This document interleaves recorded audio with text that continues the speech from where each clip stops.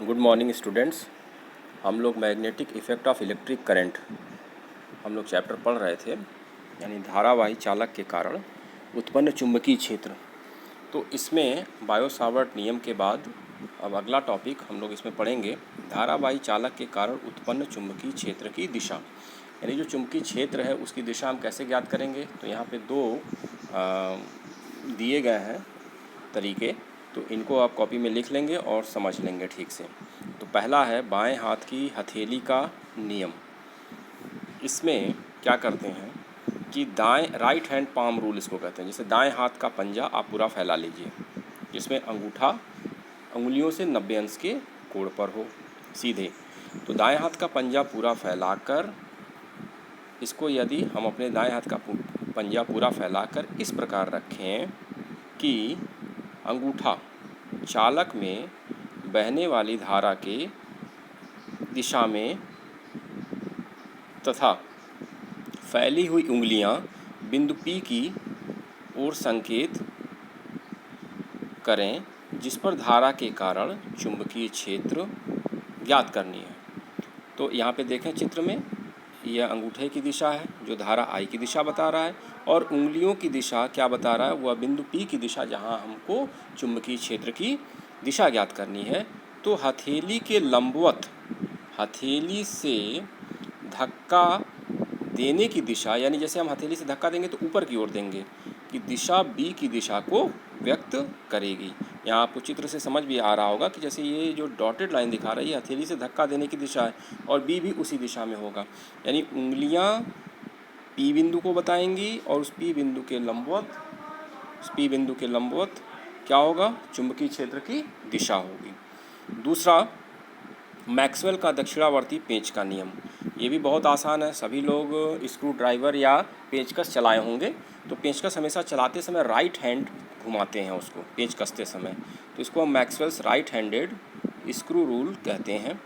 इसमें क्या है, यहाँ पे पहले चित्र देखें, यह एक पेंच है और यह पेंचकस है, जिससे हम इसको कैसे घुमा रहे हैं, इधर से P' से P की ओर, यानी हम ऐसे इसको घुमाते जा रहे हैं, जिधर से ये हाईलाइट हो रहा है ऐसे घुमाते जा रहे हैं। और ये चुंबकीय बल रेखा की दिशा बताएगी। और आपको पहले बताया जा चुका है कि किसी चुंबकीय बल रेखा पर यदि हम स्पर्श रेखा खींचते हैं जिस बिंदु पर, वहाँ पे वह चुंबकीय क्षेत्र की दिशा बताती है।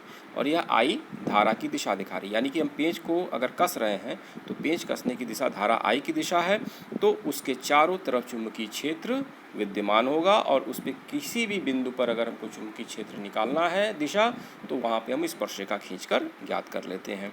तो यही चीज़ यहाँ पे लिखा हुआ है, इसको आइए पढ़ते हैं। यदि हम पेंच कसते समय पेंचकस को दाएं हाथ में पकड़कर इस प्रकार घुमाएं कि पेंच की नोक चालक में बहने वाली धारा की दिशा में आगे बढ़े, तो जिस दिशा में पेंच को घुमाने के लिए अंगूठा घूमता है वही चुंबकीय बल रेखा की दिशा होगी। और जब हमको चुंबकीय बल रेखा की दिशा ज्ञात होगी तो हम उस पर स्पर्श रेखा खींचकर वहाँ पर चुंबकीय क्षेत्र की दिशा को ज्ञात कर सकते हैं। दोनों नियम को कॉपी में लिख लेंगे और समझने का प्रयास करेंगे, बहुत आसान है।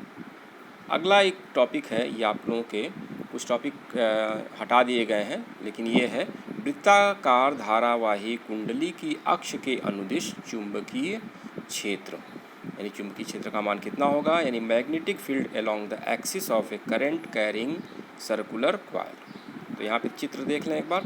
चित्र में क्या है कि यह एक सर्कुलर कॉइल है, इसमें धारा I इस तरह से ऐसे बैरेज इधर हाईलाइट किया जा रहा है, देखिए धारा I दिखाई गई है। उसके बाद यहाँ पे इस पे एक छोटा अवयव DL लिया गया है, इसकी त्रिज्या A है। जो DL अवयव है, एलिमेंट स्मॉल एलिमेंट, वह AB दिखाया गया है, और उसी के अपोजिट एक A' B' भी एलिमेंट दिखाया गया है। यहाँ केंद्र से इस बिंदु P की दूरी x है, और इस अवयव से इस बिंदु P की दूरी r है, और त्रिज्या a है। यह कोण अल्फ़ा है। अब यहाँ पे अभी इसको हम लोग डिस्कस करेंगे, पहले देखते हैं ऊपर क्या लिखा है। माना एक वृत्ताकार कुंडली की त्रिज्या a है, इसमें धारा I प्रवाहित हो रही है। माना कुंडली की अक्ष पर कुंडली के केंद्र से x दूरी पर एक बिंदु P है, जिस पर हमें चुंबकीय क्षेत्र की तीव्रता ज्ञात करनी है। अब आइए यहाँ पर, तो राइट हैंड पाम रूल से इस डीएल अवयव के कारण इस बिंदु P पर चुंबकीय क्षेत्र की दिशा dB होगी।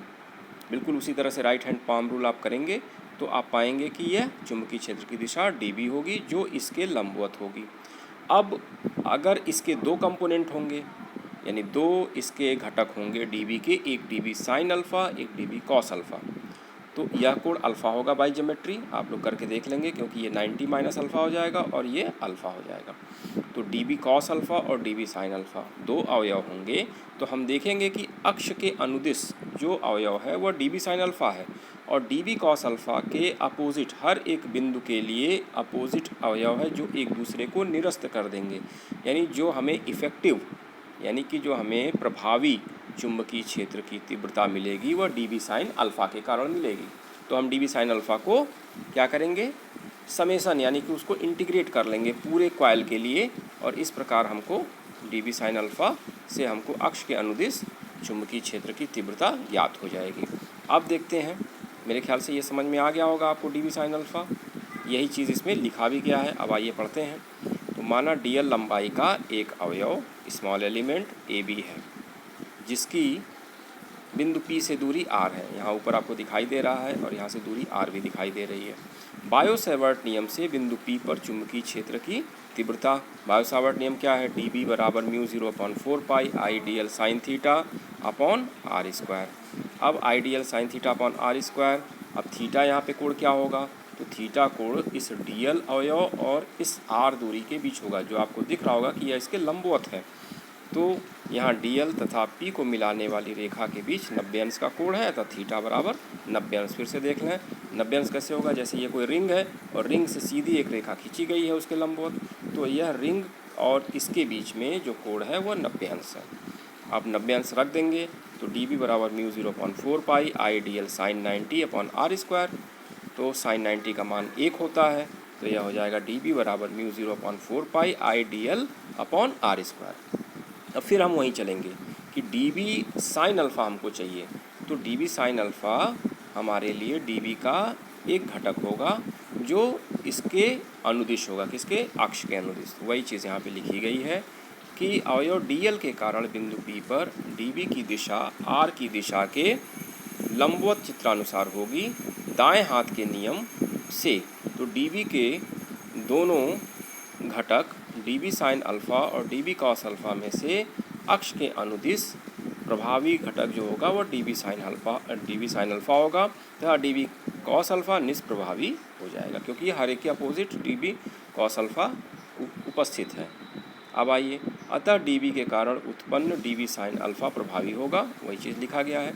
सम्मित से बाई सिमेट्री कुंडली के कारण चुंबकीय क्षेत्र अक्ष के अनुदिश होगा और यह कुल चुंबकीय क्षेत्र dB साइन अल्फ़ा को इंटीग्रेट करेंगे हम तो हमें प्राप्त होगा।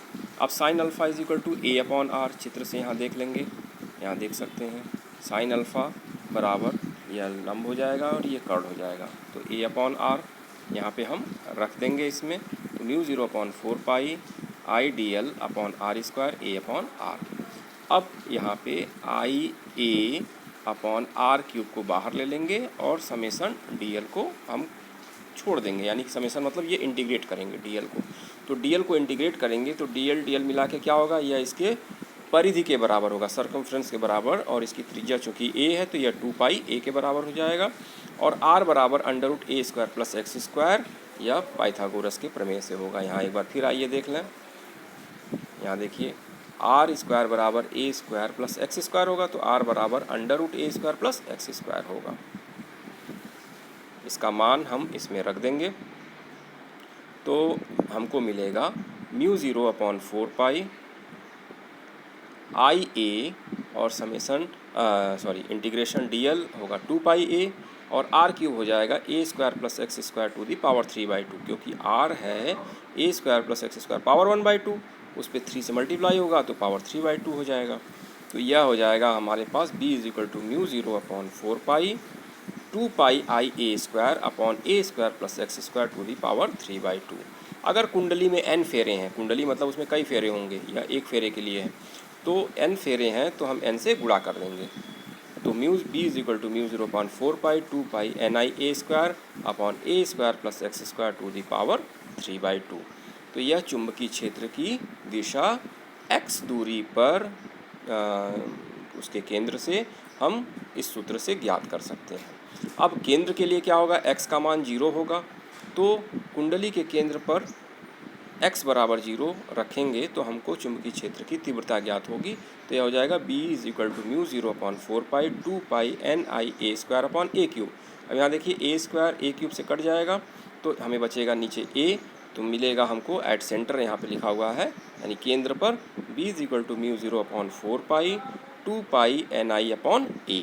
तो यह बहुत इंपॉर्टेंट सूत्र है, इसको हमेशा याद रखेंगे। न्यूमेरिकल भी इस पे बहुत सारे हैं, आप उनको लगा लीजिएगा और इस डेरिवेशन को एक बार फिर से कर लीजिएगा।